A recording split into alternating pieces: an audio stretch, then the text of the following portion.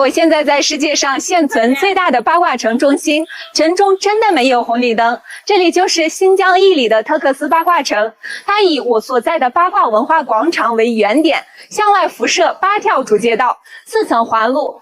大部分路口都是依托一个小转盘引流，从而实现了主城区没有红绿灯也能四通八达。但是向外围辐射的道路还是可以看得到红绿灯的。特克斯城市内部到处都是易经八卦城的文化符号，八卦文化广场、八卦摩天轮、易经文化园等等，街道的名字也都是用八卦命名的。如果你喜欢易经，那一定要找机会来这里看看。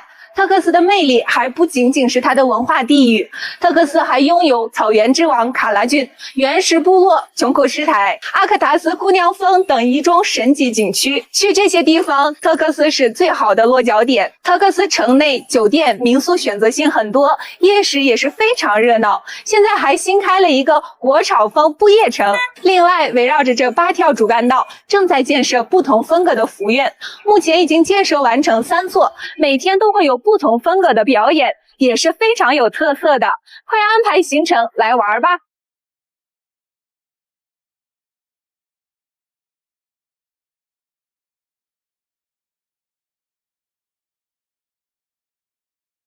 这里是不是中国唯一一个没有安装红绿灯的县城？它为什么不安装红绿灯呢？因为这里是全世界现存最大、保存最完整的八卦城，位于新疆伊犁哈萨克自治州的特克斯县。整个县城根据易经中的天地教尔万物通、上下教尔极致通之一，以城市中心八卦文化广场为原点，向外发射8条主街道，4层环路，衍生64条街道，层层围绕，通朝5组，呈现8864卦的医学八卦特征，因此闻名于世。这座县城建于1937年，据说定号中心后，是用8匹白马拉着8根绳子，向8个不同的方向奔跑，以此来确定城区的面积。再用20架牛力，沿着八卦图的8条射线，移出了主干道的出行。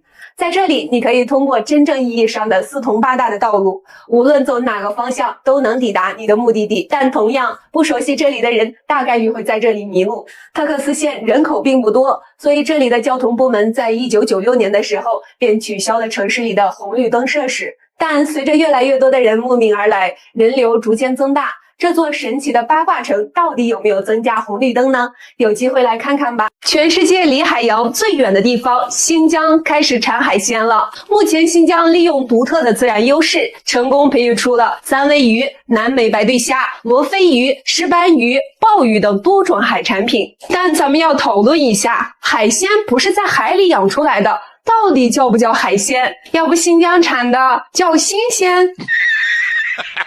新疆的海鲜到底怎么养殖的呢？点个赞，关注我，给你详细讲讲。大家都知道，新疆有大面积的沙漠戈壁，在新疆南部沙漠边缘的盐碱滩上，专家因地制宜，利用盐碱水含盐量高的特性，模拟调配出了海洋环境，成功养殖出了南美白对虾、罗非鱼、石斑鱼等。今年南美白对虾产量预计在400吨左右。另外，在新疆伊犁的尼勒克，此地基本没有酷暑，环绕天山的喀什河流淌着天山冰川雪水，水深6米以下的水温常年保持在10摄氏度以下，这为冷水鱼的生长创造了优质的自然条件。在这里成功养殖出了三文鱼，今年预计产量将在3000吨。有人说这属于红鳟鱼，淡水养殖的，有寄生虫，不能刺身。这要说明一下，关键点是天山雪水是流动的、纯天然、无污染的矿泉水，比家里的自来水还要干净，所以大家不用担心寄生虫。还有一点，无论国内国外哪里产的，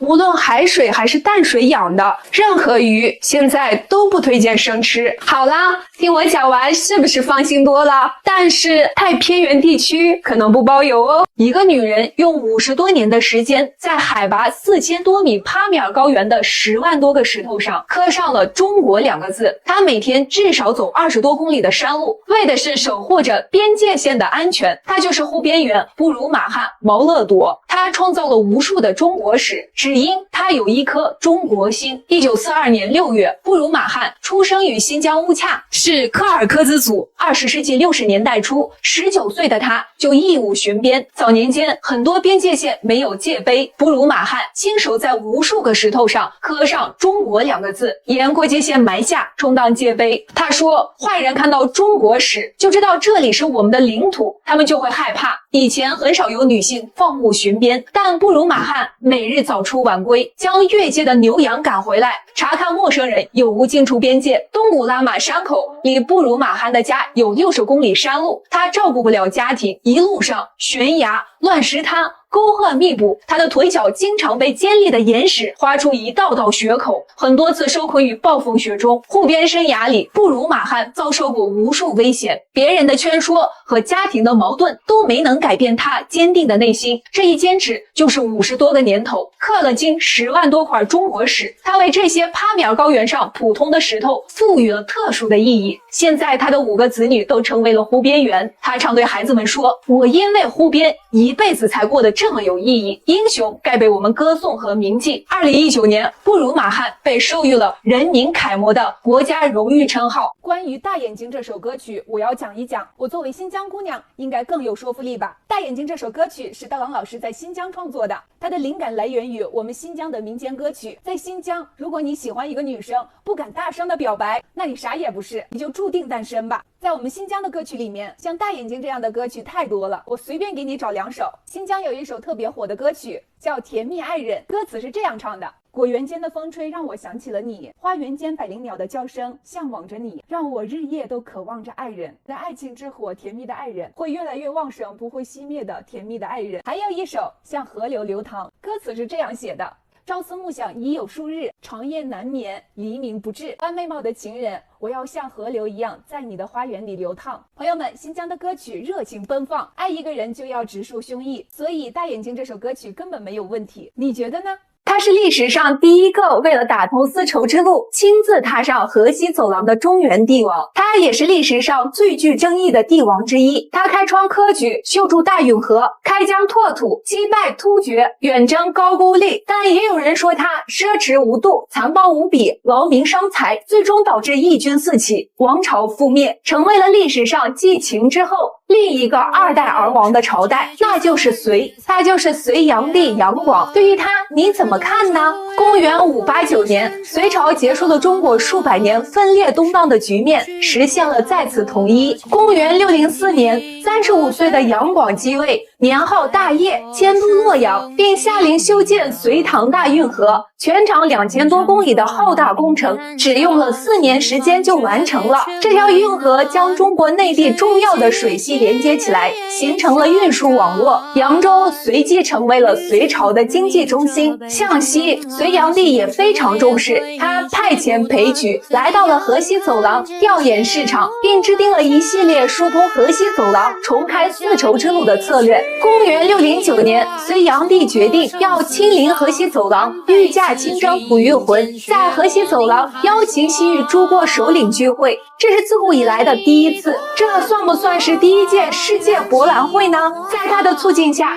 丝绸之路再次成为世界文化贸易的重要通道。可是一个接一个让国家超负荷运转的举措，快速消耗国力，民变四起。隋炀帝仅仅做了14年皇帝，就被叛军所杀。随后，一个生机勃勃的帝国就此拉开序幕。刀郎到底有多牛？他把停运的2路汽车又抄回来了。停靠在8楼的2路汽车，不光承载了无数人的记忆，也让更多的人通过这首歌认识了刀郎老师。可惜他在2011年的时候停运了，如今他又恢复运营了。这我们要感谢刀郎老师，也要感谢我们乌鲁木齐文旅。说白了，这就是为了迎接大大小小来新疆提前给大家准备的礼物。而且试运营当天，乌鲁木齐还下雪了，这就是刀郎老师的魅力。8楼的2路汽车已经成为了乌鲁木齐的新的文化符号。朋友们有机会来新疆打卡吧。刀郎老师的瓜州渡大家应该都比较陌生，但瓜州渡背后的故事应该大多数人都知道。听听这首歌。无灯夜下，我独自一人坐船舱。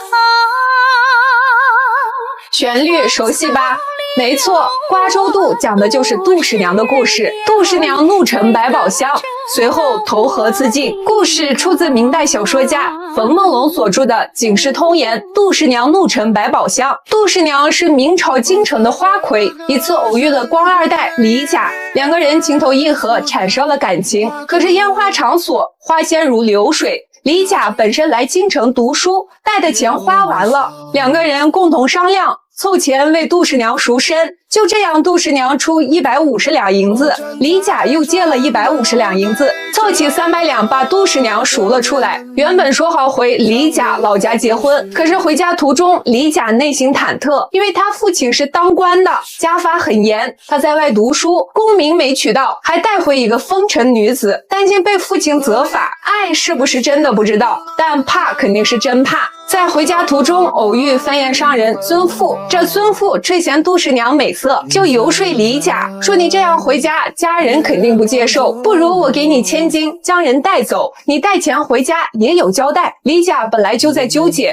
就立马同意了。杜十娘得知消息如五雷轰顶，她原本规划得很好，这些年她攒了一箱金银财宝，想着无论如何都能和李甲过上衣食无忧的日子，结果转手就被李甲卖了。此刻他以万念俱灰，就在挂舟小船之上将百宝箱撒入河中，投河自尽。刀郎有一首歌叫《喀什噶尔的胡杨》，发布在2004年的同名专辑中，这是刀郎的第2个正式专辑，是由李宗盛担任制作人的。刀郎凭借该专辑获得华语音乐传媒大奖最佳国语男歌手奖。点个赞，关注我，给你详细讲讲喀什噶尔的胡杨。喀什噶尔就是新疆的喀什，刀郎老师借胡杨描写了对爱情的至死不渝。我是3000年的成长，人世间中流浪，就算我是喀什噶尔的胡杨，我也会仔仔细细找寻你这个世界，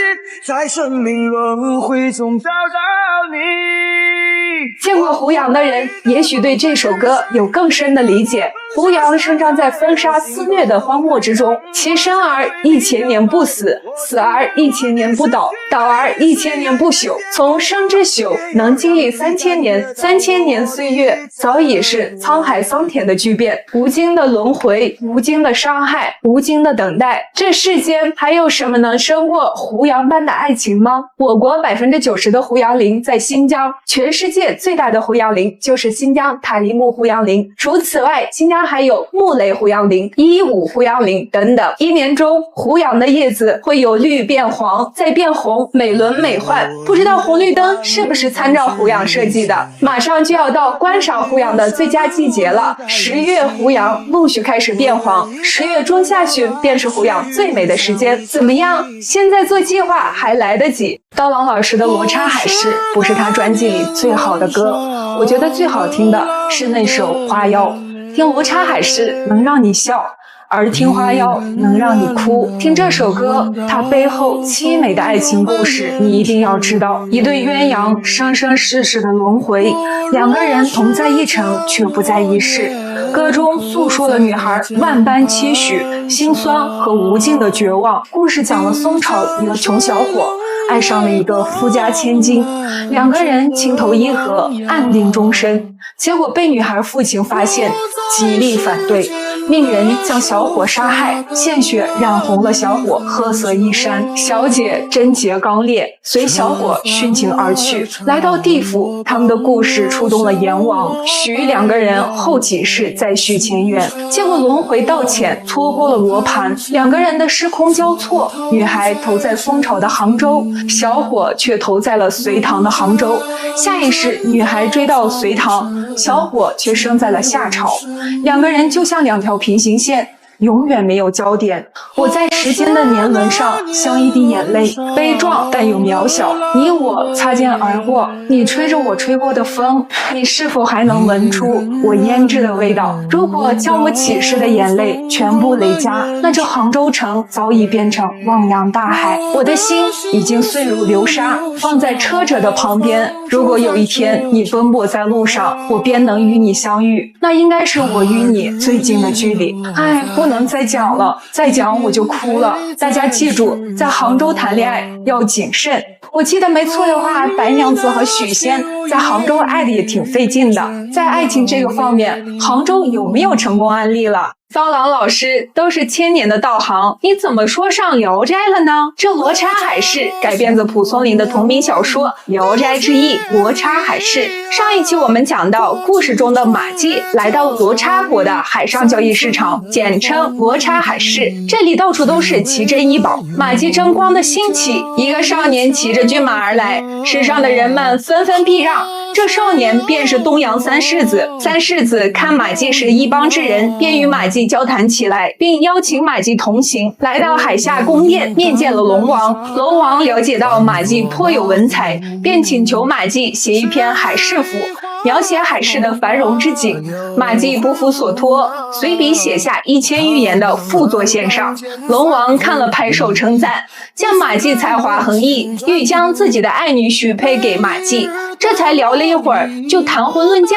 马季听后拍案而起，离开坐席，说道：“岳父大人在上，请受小婿一拜。”这马季也是爽快之人，其实马季心中也在嘀咕：这龙王女儿见都没见过，这王河开的有点草率，说时迟，那时快。婚礼已经举办完毕，马季这才有机会偷偷看了一眼龙女。这龙女沉鱼落雁，是一位非常漂亮的仙女。马季心中的大石头终于落了地。此后马季便与龙女幸福的生活在一起，但外出3年，时而思念故乡。一次马季忍不住对龙女说道：“我心念父母，你能跟我回家吗？”龙女说：“千帆道路阻隔，我不能随你而去，我也不能阻拦你回去尽孝。你既有烦心，你我情缘一尽。”马季听后泪如雨下。龙女继续说道：“人生聚合离散，如同日升日落一样平常。两情若是久长时，又岂在朝朝暮暮。从此以后，我为你守贞，你为我守义，你我还是夫妻。我现在已有身孕，你留下心物。3年后4月8日，你乘船到南岛，我将孩子交还于你。”随后便交给马季一袋子金银珠宝，说道：“你好好生活，这钱财几代人也用不完。”次日，马季离开东海，返回家乡赡养父母。他如约没有再娶。3年后来到南岛，果然一男孩一女孩在沙滩上嬉戏玩耍，腰间还佩戴着当初留下的信物，身上还有一封信，道出了龙女对他的思念，也有一些嘱托。马季看完便泪流不止，他十分珍惜这段爱情，为之守义妇儿，对龙女念念不忘，情深意切。马季最后如何，蒲松龄没讲。马季回到现实，可现实又是什么呢？花面丰盈，世情如鬼，蜃楼可见，海市难寻。刀郎的这首偏偏90%的人都听不懂。如果说罗刹海市是在批判现实，那偏偏这首歌就是人生指南。偏偏到底讲的是什么？偏偏其实是一个仙女的名字。我们先了解一下这偏偏背后的故事。同样，它出自《聊斋志异》同名小说《偏偏》，讲的是一个小伙叫罗子福，滨州人，现在在陕西，自幼父母双亡，跟随叔叔生活。罗子福14岁时被坏人引诱去嫖妓宿唱，喜欢上了一个风尘女子，后随着女子去了金陵，在妓院住了半年，最终钱财花光了，还染了一身重病，身体溃烂，被赶了出来。他没脸回家，便开始流浪。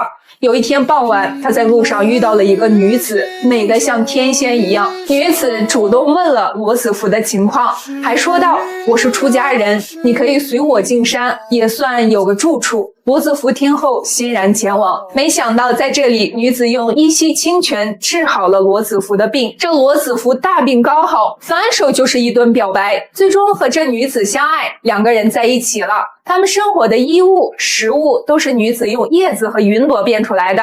这女子便是翩翩。谁曾想，翩翩还有一个好闺蜜叫花城。罗子福一见花城姑娘貌美，便动了歪心思，十足的一个渣男。结果他一有点小动作，身上的衣服就变回叶子。其实翩翩早已看在眼里，但没有责怪他。罗子福这才老实。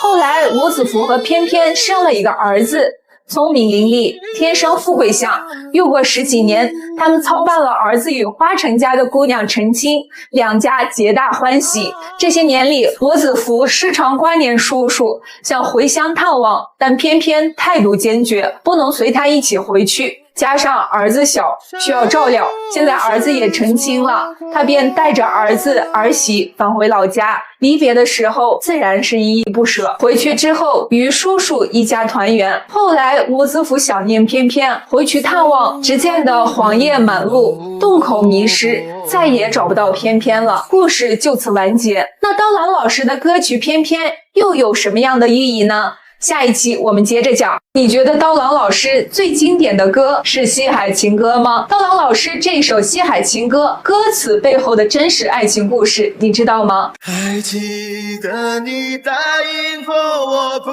会让我把你找不见，可你跟随那南归的和鸟飞得那么远。男孩和女孩是两个来自南方刚刚毕业的大学生，他们俩一同报名参加了环保志愿者，走进偏远美丽的可可西里。女孩被安排在人比较多的藏羚羊观察站，男孩安排在条件艰苦的沱沱河观察站。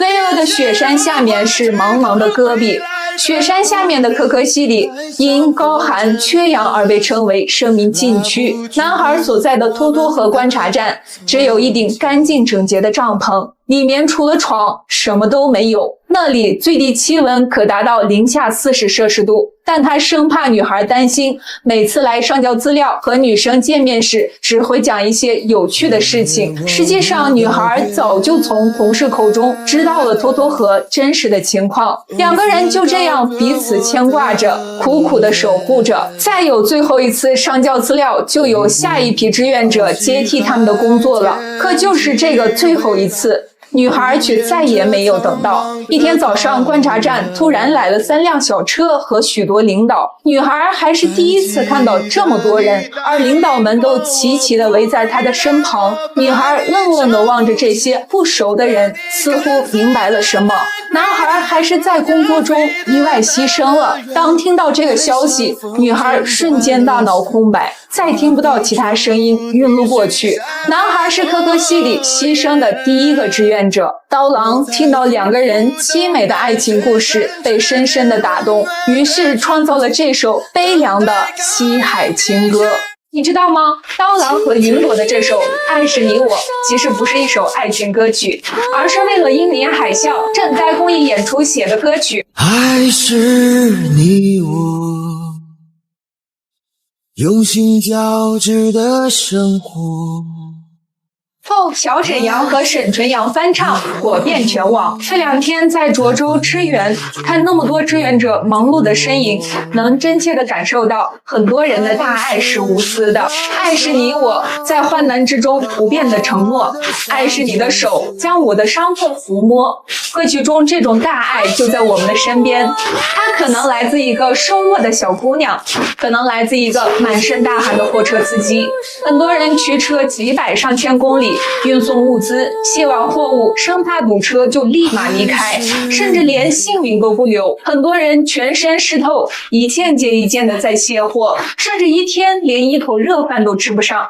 很多人带上装备，一趟接一趟的冲进灾区救人，甚至连自己的生命都不顾。正如刀郎老师歌曲里面唱的，这世界我来了，我来了，任凭风暴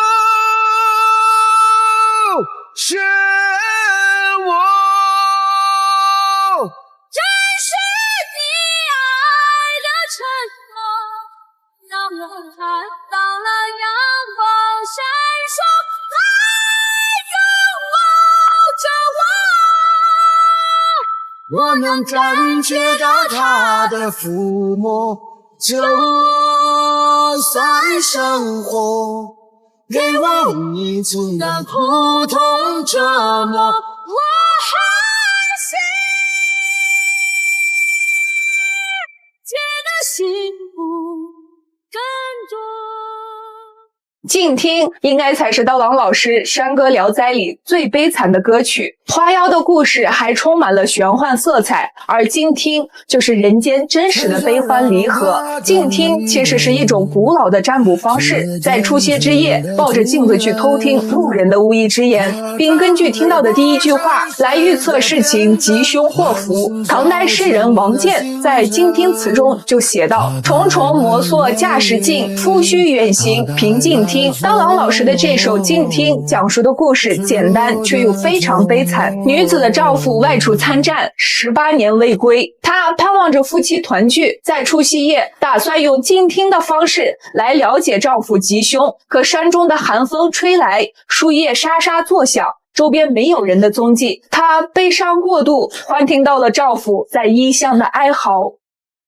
他的身体是无能的身体，你若一一的抚平。这两句写出了女子形单影只的孤独与悲哀。曹植曾在《杂诗七首》中写道：寄松微女罗，一水如夫平。其实长久的等待，女子心中早已有了答案，她等的人可能永远回不来了。她最终在漫漫的长夜中选择随丈夫而去。四更鼓儿碎呀，四更鼓儿碎，天上鸿雁往南飞。元好文在《雁丘词》中写道：问世间情是何物，直教生死相许。天南地北双飞客，老翅几回寒暑。雁是一种非常专情的鸟，一只离世，另一只会每年来她离开的地方看望。女子最终化为天上的鸿雁，朝着丈夫征战的地方飞去。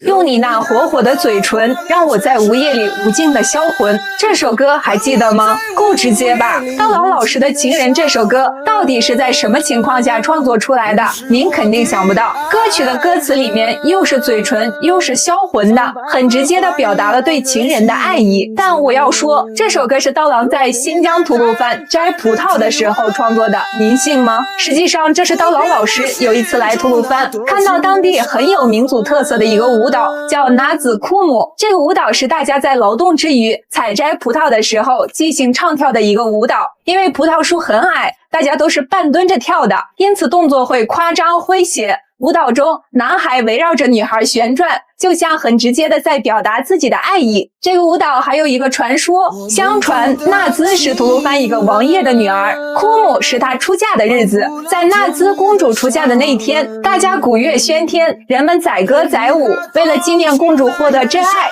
此后这个舞蹈便传了下来，人们为了追求自己真挚的爱情，小伙子会用各种幽默夸张的动作，诙谐风趣的说唱来打动女孩的芳心。他们真情流露，爽朗直接的表达方式触动了刀郎，他觉得爱一个人就要大胆的说出来，不管结果如何，至少不会因为错过而懊恼后悔。向心爱的女孩大胆的示爱吧，害羞只会让一个男人变得猥琐。情人就是在这样的背景下创作出来的。如果你喜欢我的讲解，就大胆的点个赞关注，勇敢的在评论区夸夸我。刀郎老师发的这首《奇台30里》，这奇台30里到底是什么意思？巧了，奇台就在新疆，点个赞关注我，我给你讲讲。奇台位于乌鲁木齐东侧，吐鲁番以北，是昌吉的一个县城。曾经一首可可托海的牧羊人，让大家知道了美丽的那拉提。那现在刀郎老师的奇台30里，也应该让大家知道，在奇台还有一个同款美丽的江布拉克。江布拉克距离乌鲁木齐非常近，230公里，开车3个小时就到了。注意，3个小时在新疆算非常近的。要知道乌鲁木齐到那拉提600多公里，最快也需要10几个小时。石。另外，奇台的江布拉克有一里同款的云山、草原、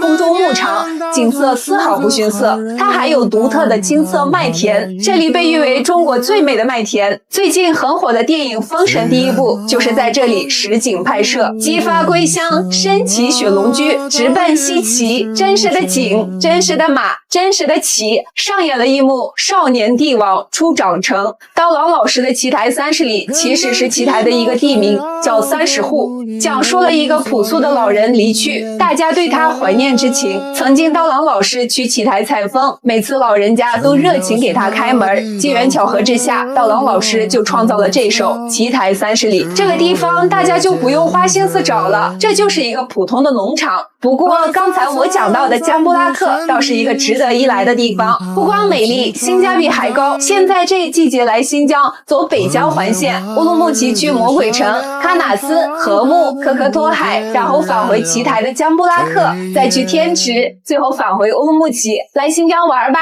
小谷给你做攻略。刀郎老师团队里面，我敢肯定的说，长得最好看的很难选，但名字最长的只有一个，他叫迪纳尔阿伊阿布莱提，简简单单10个字。咱新疆姑娘的名字长，用的乐器也长。这个萨塔尔一般高度在1.4米左右，个子不高的有些音符可够不着。萨塔尔一响，大漠西域的场景就历历在目了。迪纳尔对萨塔尔的弹奏更是一种视觉和听觉的双重盛宴，展现了新疆乐器独有的魅力。他13岁就爱上了萨塔尔，为了学好乐器，换了6个专业的老师，努力坚持了下来。在刀郎老师团队选乐手时，他忍着高烧排练，最终得到了刀郎老师的认可。他现在可还是一个大3的学生啊，是不是单身？我帮大家去问一问，等我消息。刀郎为什么叫刀郎？这个刀郎到底是什么意思？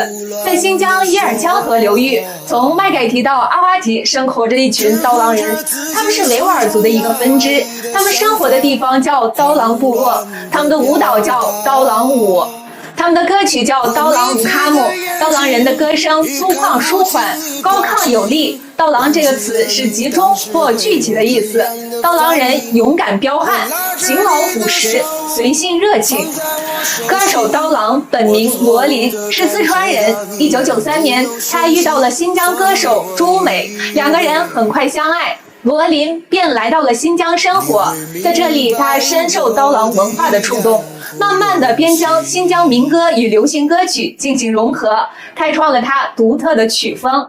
他也因此取名刀郎，被誉为西域浪子。他第一次来到新疆，大巴车停下来的地方就是一个叫8楼的公交车站，因此那首脍炙人口的2002年的第一场雪里面那句8楼的2路汽车，知道什么意思了吧？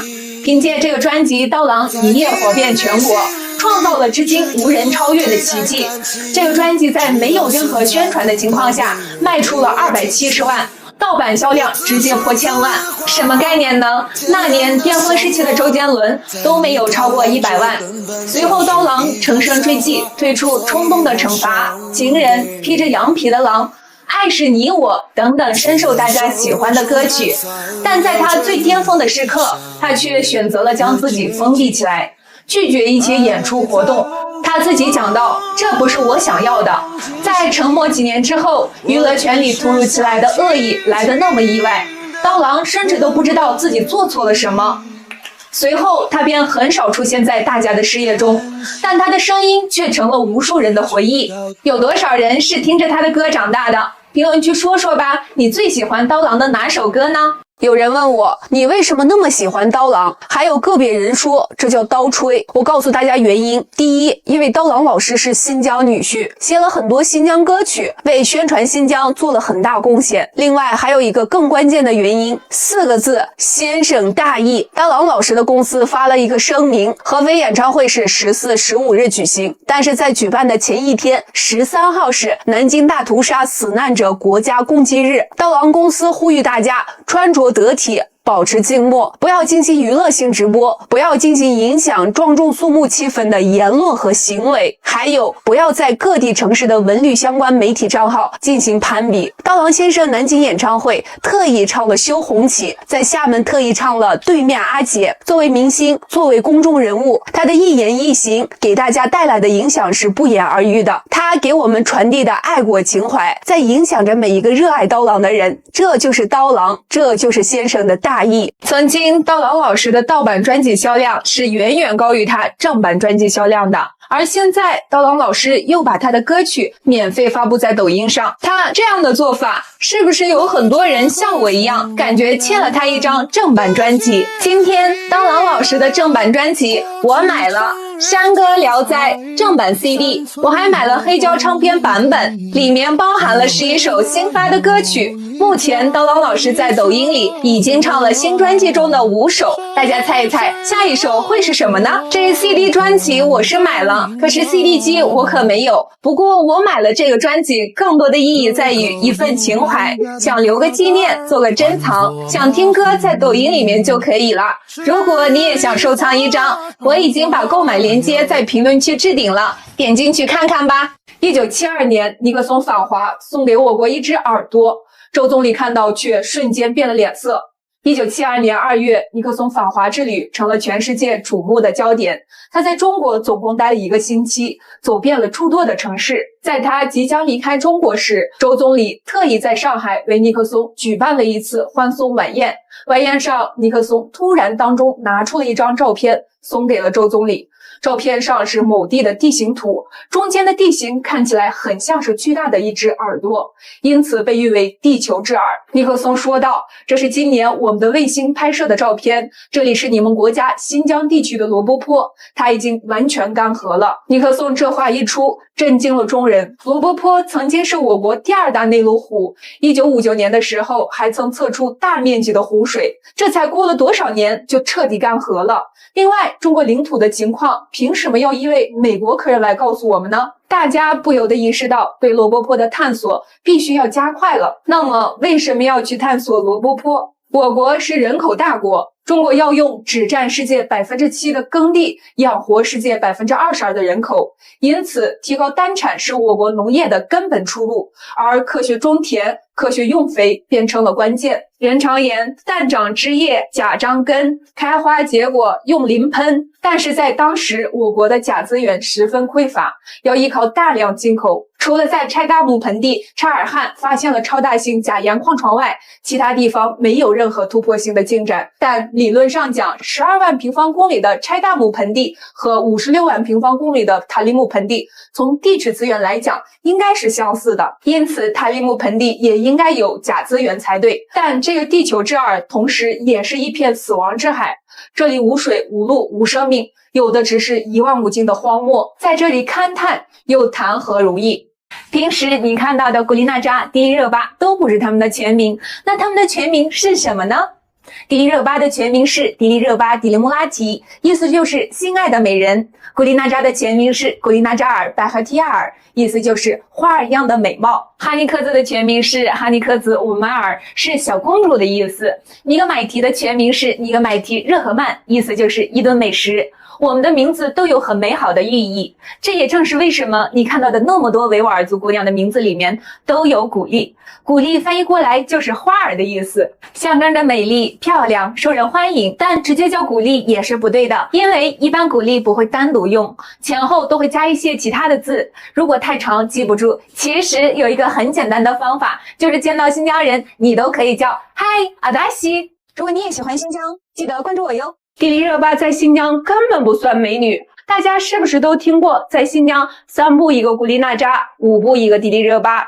最近我的视频下面也有很多人说新疆到处都是美女，迪丽热巴在新疆根本不算美女。我承认新疆美女可能是相对多了一点点，但是迪丽热巴绝对是新疆顶尖的美女，都不用说她的穿着和造型，就纯素颜去比较，她大大的眼睛、高挺的鼻梁、精致的五官比例，几乎都是无可挑剔的。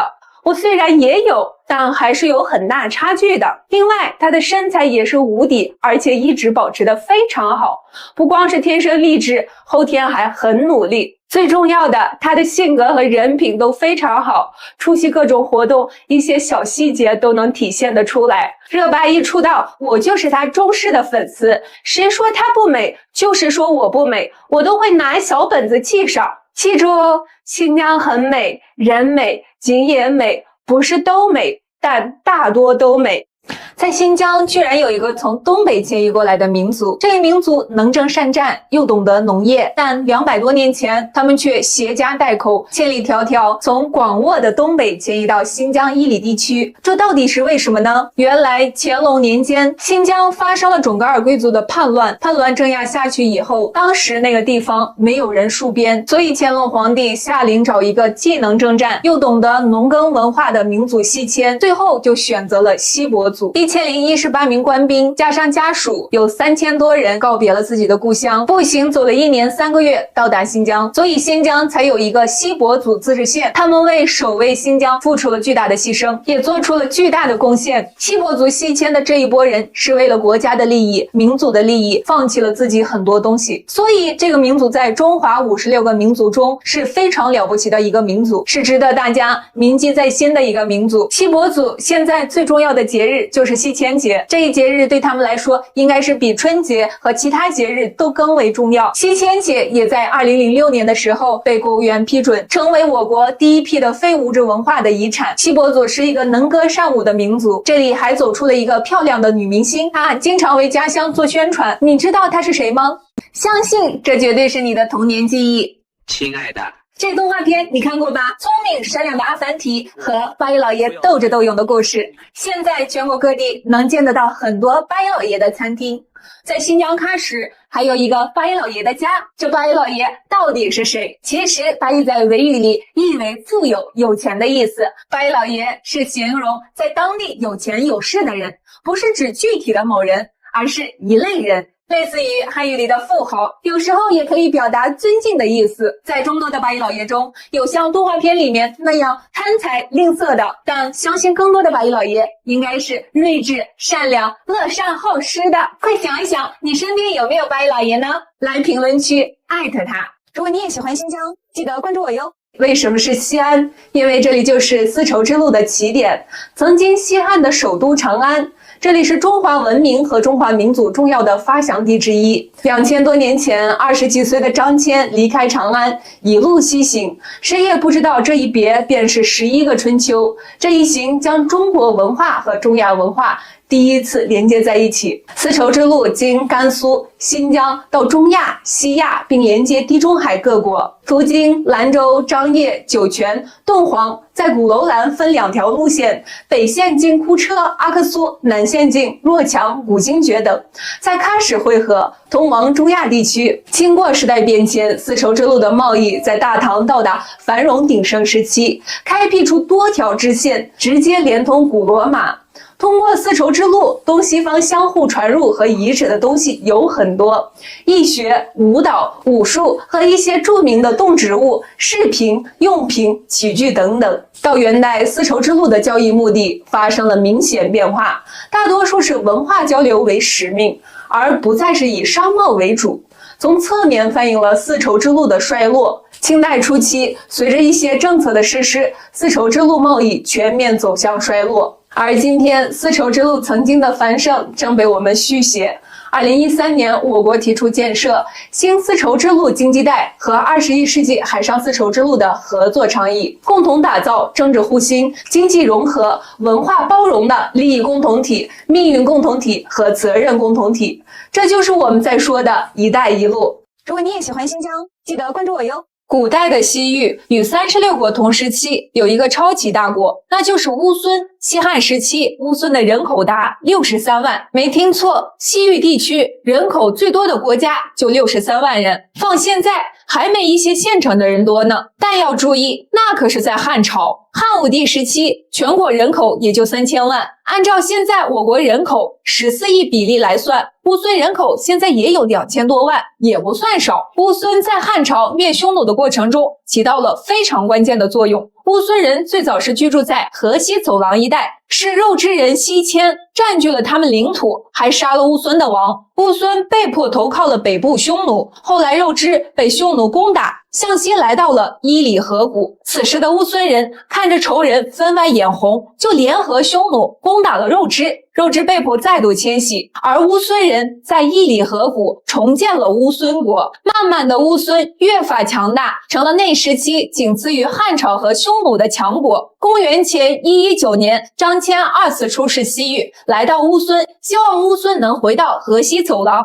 与大汉共同联合抗击匈奴。乌孙王列交弥因为受恩于匈奴，再加上内乱未平，而且对汉朝并不了解，因此并没有答应。他派人将张骞送回大汉，但这一送让乌孙人看到了汉朝的强盛。此后，乌孙便加强了与汉朝的联系。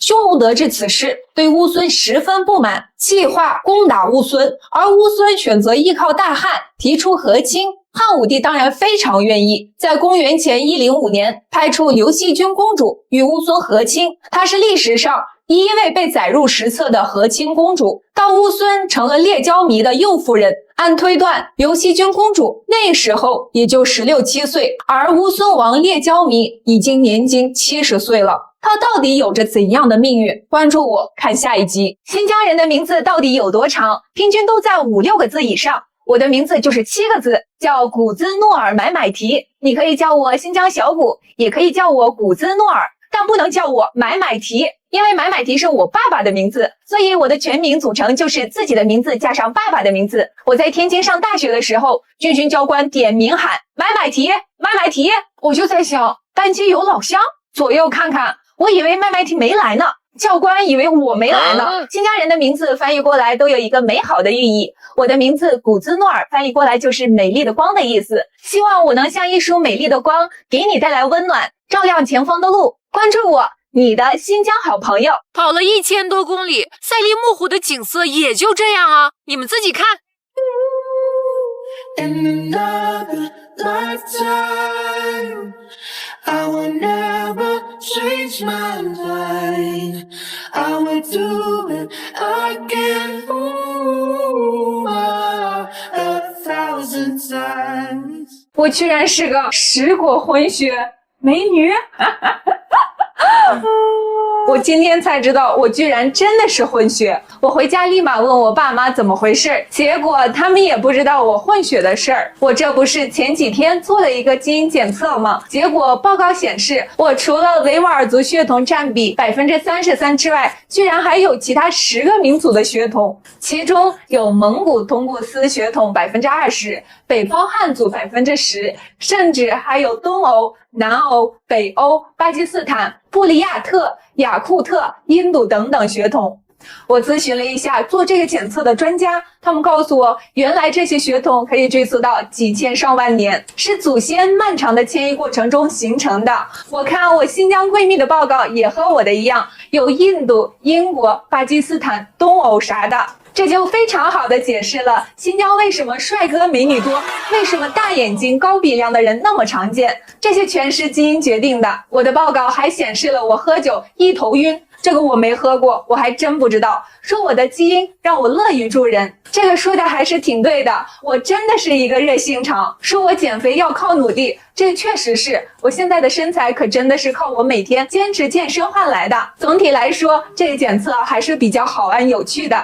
我曾经带着622个新疆哈密瓜去了重庆，而新疆现在每年带着360亿度哈密的电能会去到重庆。今年6月，哈密至重庆中负电800千伏特高压直流输电工程正式投产送电，未来重庆20%的电能将由新疆供应。该工程起于哈密巴利坤哈萨克自治县，落于重庆市渝北区，线路全长2260公里，成为连接西北能源基地和西南经济引擎的一条能源丝绸之路。重庆作为新时代西部大开发的重要战略支点，以及内内陆开放的综合枢纽，正展现出蓬勃的经济活力。而电能是保障重庆实现高质量发展、提高民生扶持的重要支撑。新疆是国家规划建设的3基地一通道和大型清洁能源基地，是西电东送的重要送段，拥有9大风区，而哈密便占了其中3个。哈密是全国日照最充裕的地区之一，全年日照达3170到3380小时。这些条件让哈密成为江滇入雨工程的理想起点。日照时间长也是哈密瓜之所以那么甜的重要原因。我带的哈密瓜从新疆来到重庆用了4天时间，而哈密的电能来到重庆只需要0.7毫秒的时间。他们走的是一条点对点、直达输送、中间不停靠的电力高速公路。这条能源高速公路的建设是世界级的工程，它克服了超远距离、特高压等级、复杂环境、尖锐技术等世界级难点。从大漠孤烟到山城灯火，一条条银线跨越的不只是高山，是一个携手共进、共赴繁荣的未来。希望新疆的绿电源源不断地走进重庆的千家万户，也希望我带的新疆哈密瓜能够把甜蜜带到重庆朋友的心中。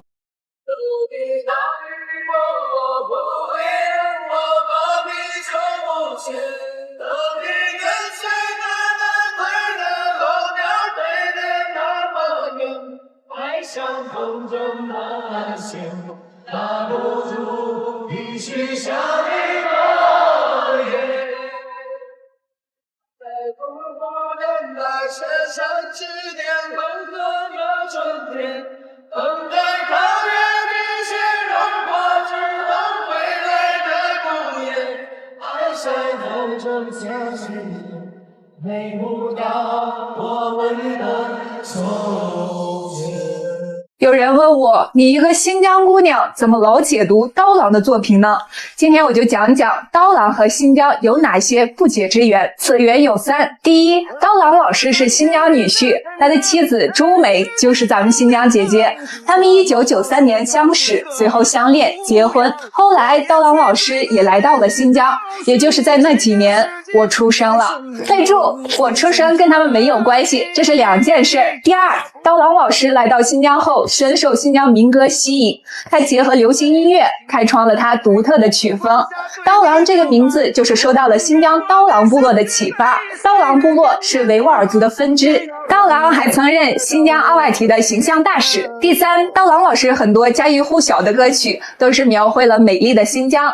2002年的第一场雪，其中那一句8楼2路汽车，8楼就是指新疆昆仑宾馆。一提8楼，所有新疆人民都知道。西海情歌，说说吧，都谁单曲循环这首歌，边听边哭的？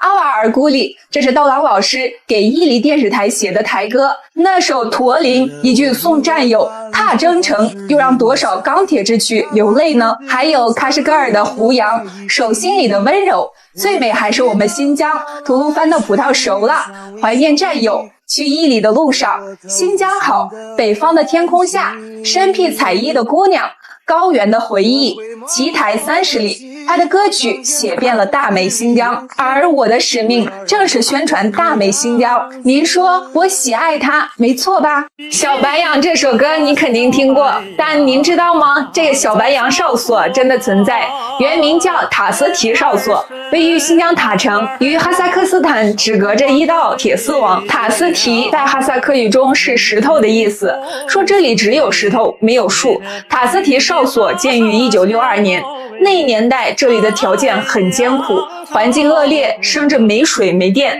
喝水需要去数公里外背回来。战士们在这样的情况下守护着祖国的边界线，保卫着我们的家园。这里的第一抹绿色是一位叫程富盛的锡伯族战士带来的。1980年，程富盛19岁，被分配到塔斯提哨所。3年后，他第一次回家探亲，对母亲说起了哨所的艰苦。他母亲一夜未眠，第2天便在自家院子挖了10棵小白杨树苗，教他带上。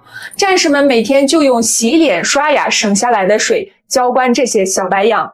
在这恶劣的自然环境下，最终只有1棵树苗活了下来，与战士们共沐风雨，同守边防。1983年，阎伟文老师首唱了这首《小白杨》，并快速得以传唱。这塔斯提哨所因此改名为小白杨哨所。如今这里的设施早已经得到完善，立体管控能力倍增。这棵小白杨见证了祖国的日益强盛。今天是8月1号，让我们一起为坚守在祖国边境的戍边战士致敬，为小白杨完坚强的生命点赞。有人说全世界都有新疆人，但唯独新疆留不住新疆人。好像很多人生来就是为了逃离新疆，偏远、贫穷、落后，这些是曾经新疆的代名词。我也是一样，高中就开始去其他城市读书，大学也没回来。经过我不断的奋斗，我终于离开了新疆，在北京生活了多年。最终我带了一个痴情的小伙回来了。我出去新疆可不是因为大家对新疆的偏见，我这属于招商引资。跟你们说新疆好着呢，不光水果甜，不需要科技，天然就甜，而且新疆未来发展潜力也巨大无比。这里是亚欧大陆的中心，随着水路运输的不确定性增加，大力发展陆路运输正在变成未来的趋势。国家正不断的在新疆加大投入，新疆显然已经成为最具潜力的区域之一。朋友们，新疆要不要来考察一下？大家觉得新疆的哪个城市好呢？昨天晚上在烧烤摊，我旁边那桌2位也不知道哪里的游客大哥，因为抢着结账吵起来了。只见其中一个大哥一个白鹤亮翅，刚要使出黑虎掏心，结果就让警察叔叔给抱住了。热身还没结束呢，全程不到1分钟都没人报警，案子就结束了。你就说吧，还有哪个城市出警速度能这么快？这个1分钟，我说的还有点保守，其实它不到1分钟。最近我被问到比较多的一个问题就是新疆安全吗？现在说新疆不安全的人，大概率是没来过新疆的。我很负责任的跟您说，新疆是全国最安全的地方，这里24小时有警察叔叔巡逻，500米内必有岗哨，您说能不安全吗？另外，新疆的各种安检也比较严格，坏人根本就没法在这里待。现在的新疆可以说是夜不闭户。还有就是新疆各个民族其实都是很团结友善的，随着来新疆的游客越来越多，大家对彼此的风俗习惯越来越了解，误解和偏见也就越来越少，彼此感受到更多的便是真诚和热情。